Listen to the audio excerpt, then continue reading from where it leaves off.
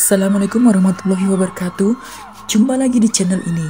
Sebelum kita mulai ceritanya, jangan lupa like video ini, subscribe channel ini, dan nyalakan lonceng notifikasinya agar tidak ketinggalan cerita-cerita lainnya.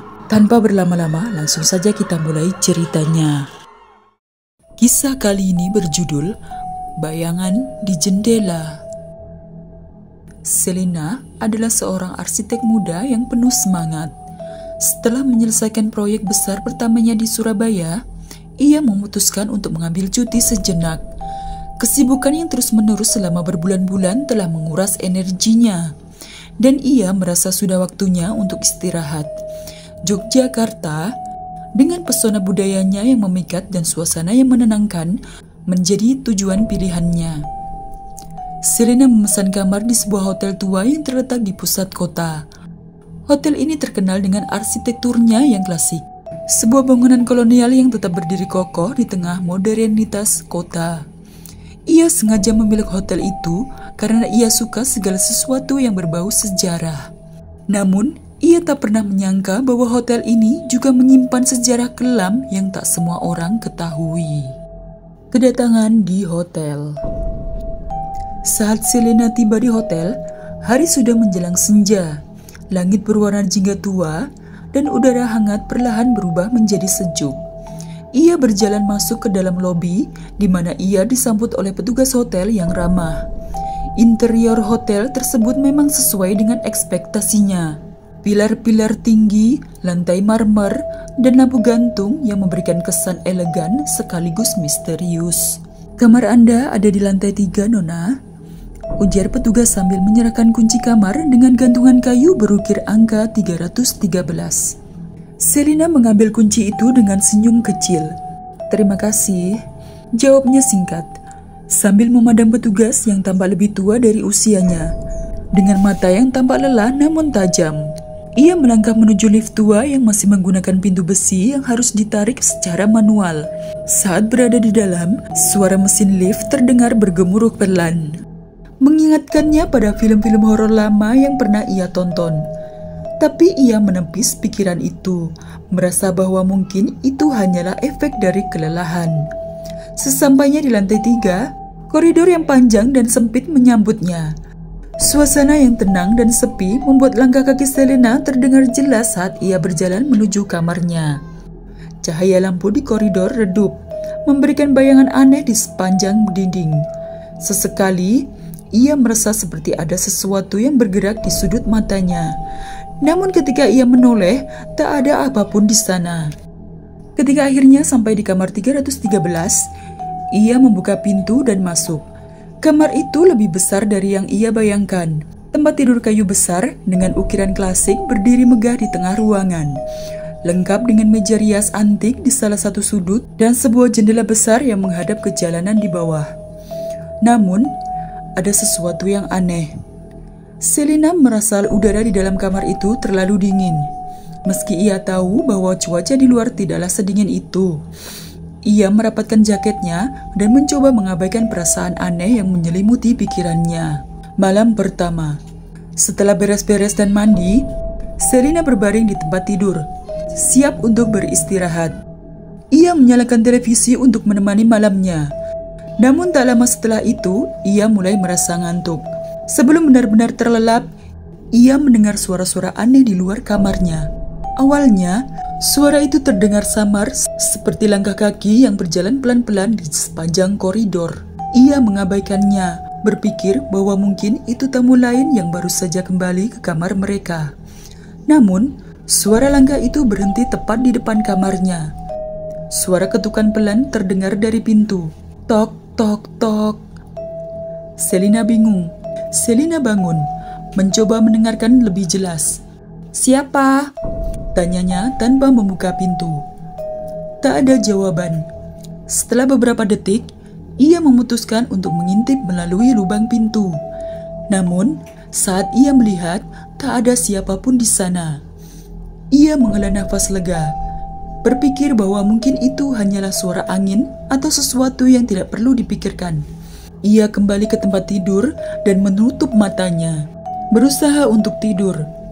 Tapi suara itu datang lagi, Kali ini bukan dari pintu, melainkan dari jendela. Tok, tok, tok. Selina membuka matanya dengan cepat. Jendela itu ada di lantai 3, dan tidak mungkin ada orang di luar sana yang bisa mengetuk dari luar. Pikirannya berusaha mencari alasan logis, tapi rasa takut mulai merayap. Perlahan, ia mendekati jendela dan menyingkap tirai. Di balik kaca jendela, ia melihat sesuatu yang membuatnya terdiam. Ada bayangan gelap yang berdiri di luar, tidak memiliki bentuk yang jelas, namun terlihat seperti sosok manusia. Seketika ia mundur dengan jantung berdegup kencang. Selina mencoba untuk memahami apa yang dilihatnya, namun sosok itu tak bergerak, hanya berdiri di sana, memandang ke arahnya dengan mata kosong yang tak terlihat.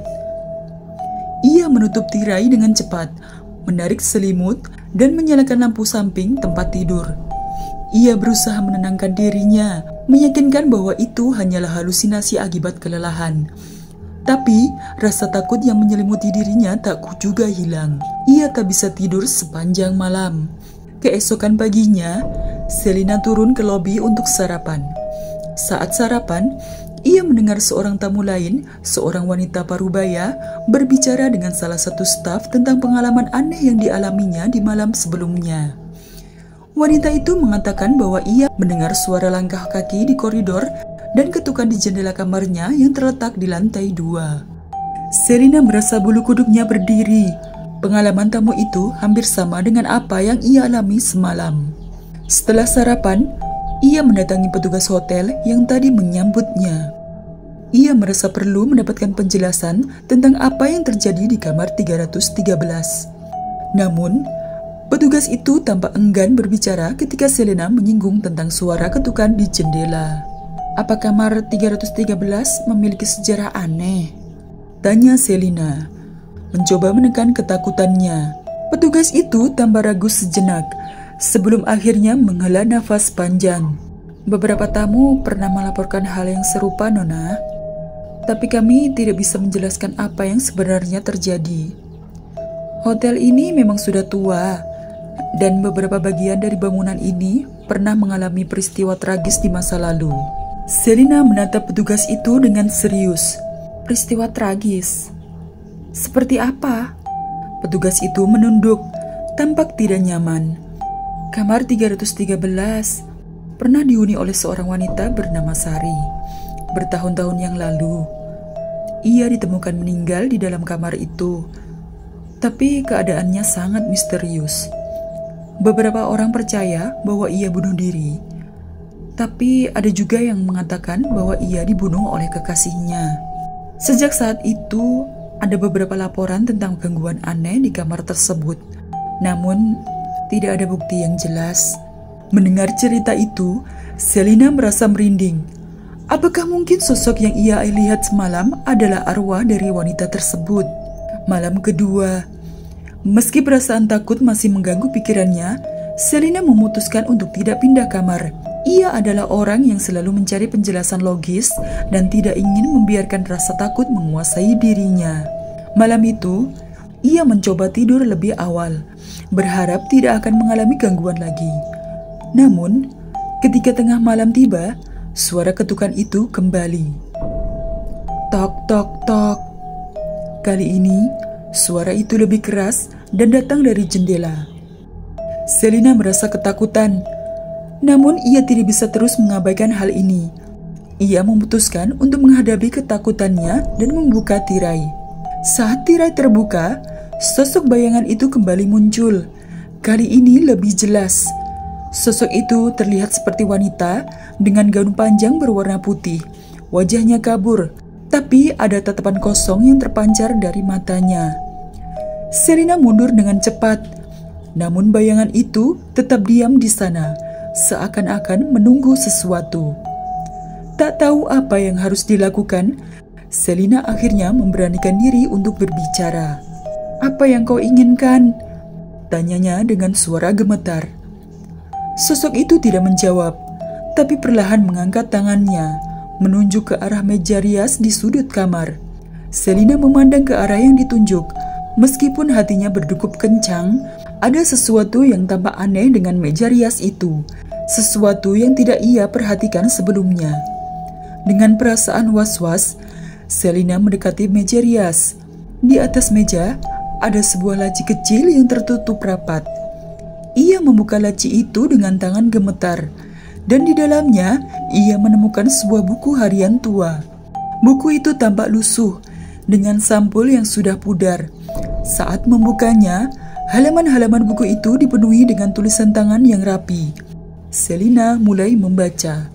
Dengan hati-hati, Selina membuka halaman pertama buku harian tersebut. Tulisan tangan yang rapi memenuhi setiap halaman, menceritakan kisah seorang wanita bernama Sari. Saya, Sari, menulis ini dengan harapan bahwa ada yang akan mengerti. Demikian awal dari buku harian itu. Selina terus membaca, terperangkap dalam cerita yang terungkap di hadapannya. Sari adalah seorang wanita muda yang datang ke Yogyakarta untuk melanjutkan studi di sebuah perguruan tinggi terkemuka. Ia tinggal sendirian di kamar 313 hotel ini, yang saat itu masih baru dibangun. Awalnya, kehidupannya berjalan baik-baik saja, meskipun ada rasa kesepian yang terkadang menyelinap. Namun, semuanya berubah ketika Sari menjalin hubungan dengan seorang pria bernama Agung. Agung adalah seorang mahasiswa senior yang tampan dan pintar, namun memiliki sifat yang sangat posesif dan cemburu. Hubungan mereka berjalan baik-baik saja di awalnya, tetapi lama-kelamaan Agung mulai menunjukkan sisi gelapnya. Sari mencatat dalam buku harian bahwa Agung seringkali marah tanpa alasan yang jelas. Ia mulai mengendalikan Sari, melarangnya untuk bertemu teman-teman perempuan lainnya, dan bahkan mengawasinya dengan ketat. Sari merasa terjebak dalam hubungan yang semakin memburuk, tetapi ia takut untuk mengakhiri semuanya. Cerita yang paling mengejutkan adalah saat Sari mencatat bahwa ia seringkali melihat bayangan misterius di jendela kamarnya. Bayangan itu seperti menunggu sesuatu, dan Sari yakin bahwa ada kehadiran yang tidak terlihat di sekitarnya. Ia mencatat bahwa suatu malam ia mendengar ketukan pelan di jendela, seperti yang dialami Selina.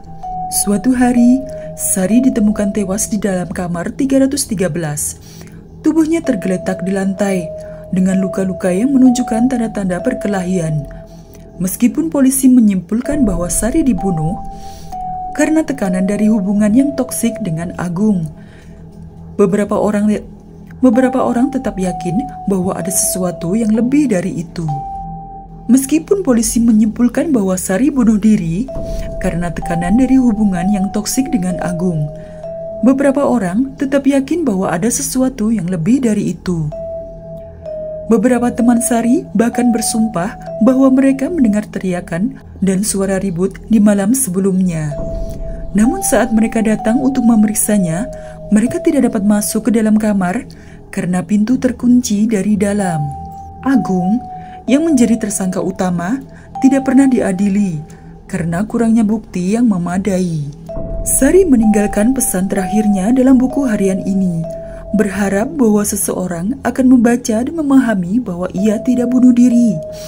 Ia yakin bahwa ada kehadiran gaib di kamar itu yang memiliki keterkaitan dengan kematian tragisnya. Setelah membaca hampir semua halaman buku harian, Selina merasa gemetar. Apa yang ia alami semalam mungkin benar adanya. Bayangan di jendela itu mungkin arwah dari Sari. Mencoba mengungkap kebenaran tentang kematian tragisnya. Dengan tekad yang kuat, Selina memutuskan untuk mencari tahu lebih lanjut tentang kematian Sari. Ia mencoba untuk berbicara dengan petugas hotel lagi, kali ini dengan memperlihatkan buku harian Sari. Petugas itu terlihat terkejut dan terdiam sejenak saat melihat buku harian itu. "Apa ini? Bagaimana kamu mendapatkannya?" tanya petugas itu dengan suara serius. Selina menjelaskan bahwa ia menemukan buku harian ini di dalam laci meja rias di kamar 313. Ia ingin tahu lebih banyak tentang Sari dan kematian tragisnya. Petugas itu akhirnya setuju untuk memberitahu Selina apa yang ia ketahui.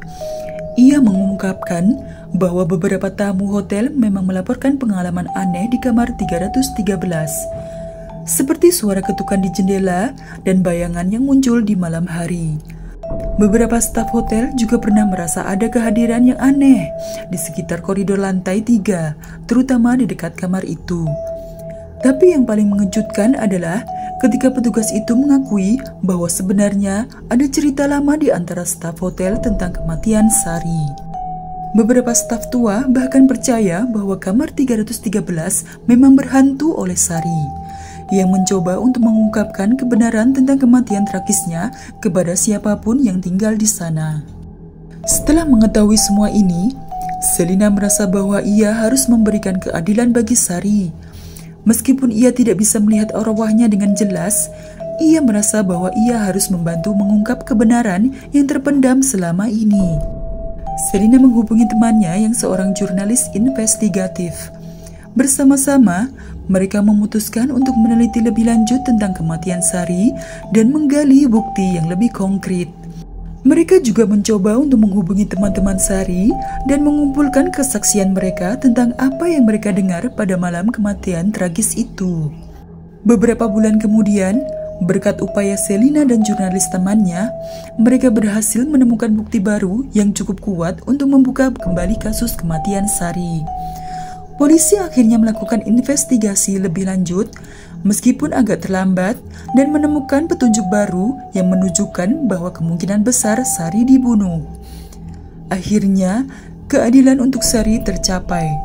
Meskipun arwahnya mungkin masih menghantui kamar 313, Selina merasa lega bahwa ia telah membantu mengungkap kebenaran yang sebenarnya dan memberikan kedamaian bagi Sari.